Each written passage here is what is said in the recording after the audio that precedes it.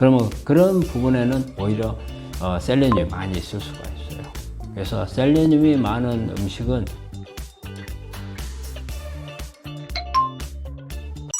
구독자분께서 댓글로 해주신 질문입니다. 다음 질문입니다. 만면을이라는 분이 보내주신 건데요.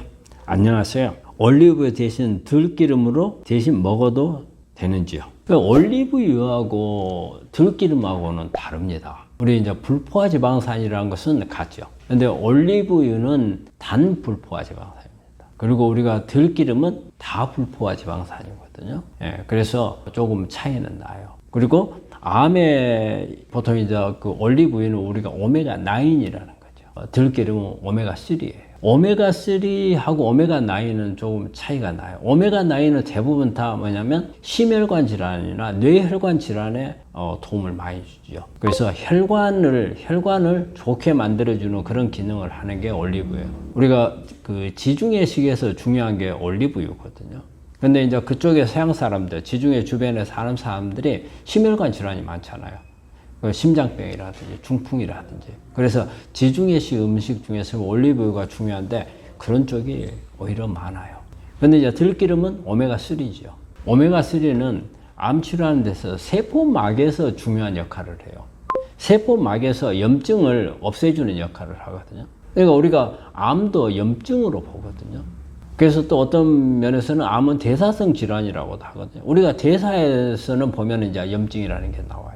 그래서 대사성 질환이면서 염증성 질환, 이런 부분들로 우리 암은 또다시 분류를 할 수가 있어요. 이럴 때 오메가3는 세포막을 튼튼하게 만들고 또 세포막에서 염증을 줄여주는 역할을 해요. 그 다음에 또 우리가 오메가3가 세포막을 구성하고 있으면 탄력이 생겨요.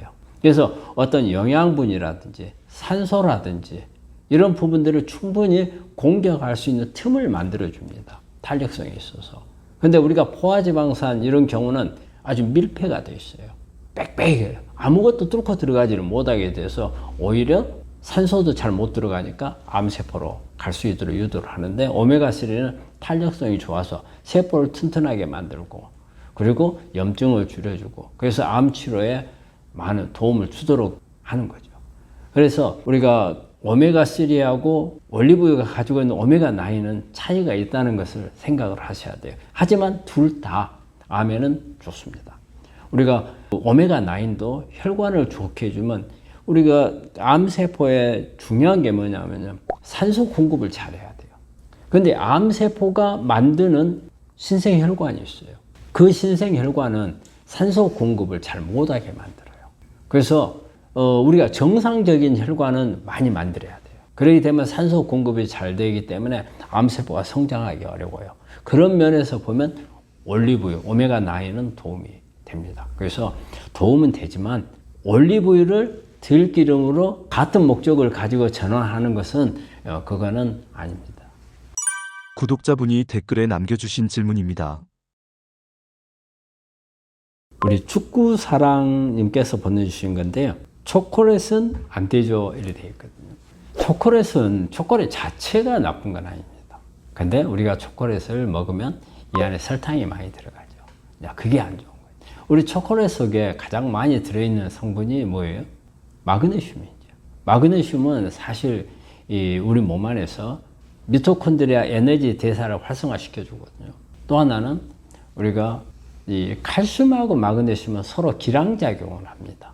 그래서 칼슘이 올라가면 마그네슘이 떨어지고 마그네슘이 올라가면 칼슘이 떨어져요. 그런데 특히 우리가 젊은 여성들 생리통이 있을 때 우리가 젊은 여성들이 초콜릿을 좋아하잖아요. 그 이유는 뭐냐면 생리통이 있을 때 칼슘이 우리 몸 안에 농도가 올라갑니다. 칼슘이 올라가고 구리가 우리 혈중 농도가 올라가면 짜증이 나요. 예, 그래서 스트레스가 확 높아지거든요. 이때 초콜릿을 먹으면은 그게 싹 좋아지거든요. 그럼 두 가지입니다. 하나는 단 걸 먹었기 때문에 또 하나는 초콜릿 속에 있는 마그네슘 때문에 그래요. 마그네슘이 올라가면 구리하고 칼슘을 떨어뜨려줘요. 그래서 생리통이 줄어들어요. 그런 목적으로 쓰거든요. 그래서 우리 암 환자분들한테도 보면 초콜릿이 나쁘진 않아요. 그런데 문제는 설탕. 그것만 빼고 먹는다면 초콜릿 뭐 괜찮습니다. 구독자분께서 남겨주신 댓글입니다. 네, 다음 질문입니다. 우리 제이도양님께서 보내주신 건데, 밥을 줄여 먹으면 설사를 합니다.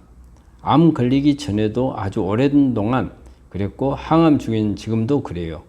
어떻게 해야 할까요? 이거는 어떻게 해야 될지가 해석을 해야 될지를 잘 모르겠어요. 뭐냐면 밥을 줄여 먹으면 설사를 합니다. 그러니까 밥을 어떤 밥을 먹었을 경우에 그러는 건지, 우리가 일반적으로 먹는 그냥 쌀밥을 먹었을 때 이제 그걸 말하는 건지. 근데 제가 볼 때는 이 설사라는 개념, 암 걸리기 전에 대개 이런 분들은 과민성 대장염이 있는 분들이거든요. 과민성 대장염이 있는 분들은 사실 어떤 장에만 문제가 아니거든요. 어떤 심리적인 문제 같이 가지고 있어요. 민감한 분들이죠. 예민한 분들.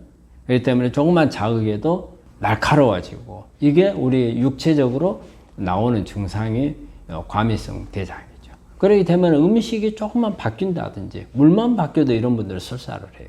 그리고 오히려 지금 밥을 적게 먹으면 설사를 한다. 사실은 그렇게 많지는 않은데 이거하고 결부시킬 수는 있을 것 같아요.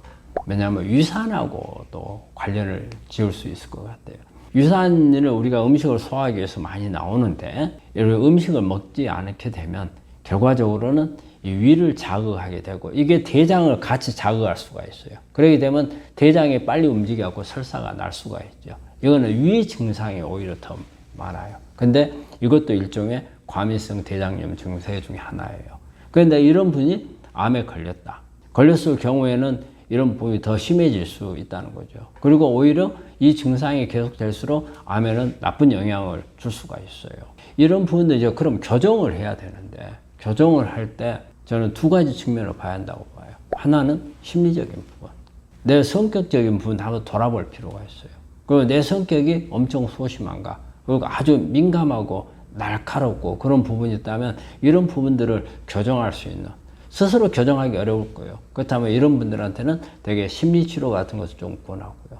그리고 또 하나는 과민성 대장염 있는 분들이 되게 장이 좋지 않습니다. 장 안에 미생물들이, 나쁜 균들이 많아요. 그리고 장 점막이 손상을 많이 받았어요. 결과적으로는 면역이 떨어지게끔 되어 있어요. 그러면 장 기능을 개선해야 됩니다. 예전에는 우리가 이제 이런 해독 프로그램이라는 게 있어가지고 장 안에 있는 미생물들을 다 끄집어내버리고, 그 다음에 장 점막을 깨끗하게, 그 점막을 상처를 갖다가 치료를 하고, 그러고 난 다음에 여기다가 좋은 균들을 넣어주는 이런 해독을 하지만, 암을 치료하고 있는 동안에 그걸 하기는 쉽지 않거든요. 그러면은 그 동안에 꾸준하게 장을 교정해 줄 수 있는 방법, 그래서 유산균이라든지, 그리고 식이섬유가 많은 음식을 먹는다든지, 이런 부분들, 그리고 육류라든지 구운 음식이라든지 트랜스 지방이라든지 이런 부분들 줄인다든지, 이런 부분들을 같이 겸해서 그렇게 하면은 설사가 줄어들 거고, 그 다음에 점막이 좋아지면 면역이 올라갑니다. 그래서 이런 방법을 하셔야 되지 않나. 그래서 제가 볼 때 이분은 아마 약간의 과민성 대장염이 있는 분인 것 같아요. 구독자분께서 댓글로 남겨주신 질문입니다. 이홍우 분께서 보내주신 건데요. 셀레늄 많은 음식은, 이게 셀레늄 많은 음식은 제일 많은 것은 일단 브로콜리라고 되어 있고요. 또 견과류 같은 거. 근데 사실 우리 이제 한국 사람들 경우에 우리가 그 토양에 셀레늄이 별로 없기 때문에 브로콜리라든지 이런 부분에는 그렇게 큰 기대를 못 할 것 같고요. 근데 우리나라에서도 제주도에서 재배한 브로콜리는 셀레늄이 상당히 많을 거예요. 전에 우리가 이런 경우가 있었어요. 전라도 쪽에 셀레늄 쌀을 생산하는 게 있어요. 경기도의 음성에서가 그 셀레늄 천효초라는 것을 한 게 있어요. 그게 셀레늄이 그만큼 우리 암 환자분들한테 중요한데, 우리 내륙에서는 그런 부분이 없기 때문에 그때 외국에서 화산토를 이렇게 수입을 해가지고 뿌리기도 하고, 음성에서도 그런 방법을 한 걸로 알고 있어요. 그래서 그렇게 해가지고 어떤 셀레늄이 많은 제품들을 만든 적이 있거든요. 그런 부분으로 보자면은 우리 이제 브로콜리 같은 경우도 우리 내륙에서 재배할 때 그렇게 재배하면은 셀레늄이 많은 브로콜리가 될 수 있고. 그런데 이제 견과류 같은 경우는 이제 우리가 국내에서 재배를 해가지고 나오는 경우도 있겠지만 수입한 게 종종 많이 있잖아요. 그러면 그런 부분에는 오히려 셀레늄이 많이 있을 수가 있어요. 그래서 셀레늄이 많은 음식은 마늘에도 좀 상당히 있어요. 마늘이라든지 그다음에 브로콜리라든지 그다음에 견과류 이런 부분이 가장 셀레늄이 많은 음식이라고 볼 수 있습니다. 구독자분들에게 해주고 싶은 말이 있으신가요?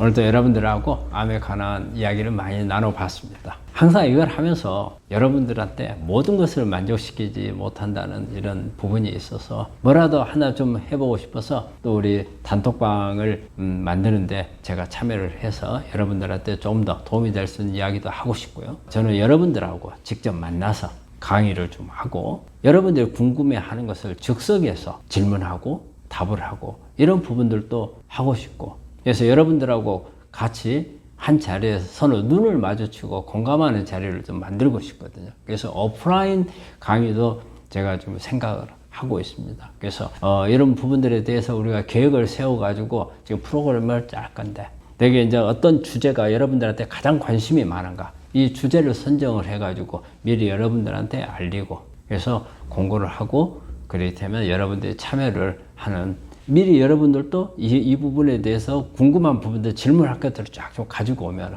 정말 저는 그게 도움이 될 것 같아요. 그래서 그런 부분들을 지금 계획하고 있다는 것을 말씀드리면서 이 시간을 마치도록 하겠습니다. 감사합니다.